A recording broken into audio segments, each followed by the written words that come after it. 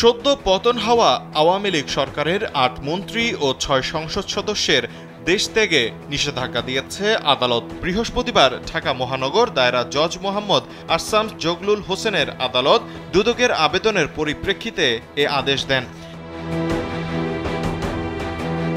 দেশ ত্যাগে নিষেধাজ্ঞা দেওয়া সাবেক মন্ত্রীরা হলেন সাবেক স্বাস্থ্যমন্ত্রী জাহিদ মালেক, সাবেক শিক্ষামন্ত্রী ডাক্তার দীপু মনি, সাবেক শিক্ষামন্ত্রী মহিবুল হাসান চৌধুরী, সাবেক খাদ্যমন্ত্রী সাধন চন্দ্র মজুমদার, সাবেক শিল্পমন্ত্রী নুরুল মজিদ মাহমুদ হুমায়ুন, সাবেক শিল্পমন্ত্রী কামাল আহমেদ মজুমদার, সাবেক মন্ত্রী শাহজাহান খান ও কামরুল ইসলাম।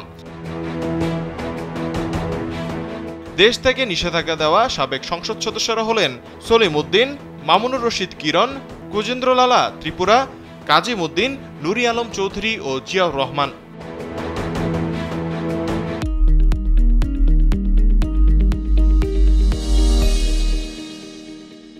আবেদনে বলা হয়, বিগত সরকারের সাবেক মন্ত্রী ও বিভিন্ন নির্বাচনী এলাকার এমপিদের বিরুদ্ধে বিভিন্ন অনিয়ম ও দুর্নীতির মাধ্যমে অকল্পনীয় অবৈধ সম্পদ অর্জনের অভিযোগে অভিযুক্ত এই মন্ত্রী এবং এমপিরা দেশ ছেড়ে বিদেশে পালাতে পারেন এই মর্মে বিশ্বস্ত সূত্রে জানা গেছে। সুষ্ঠু তদন্তের স্বার্থে তাদের বিদেশ গমনে নিষেধাজ্ঞার প্রয়োজন।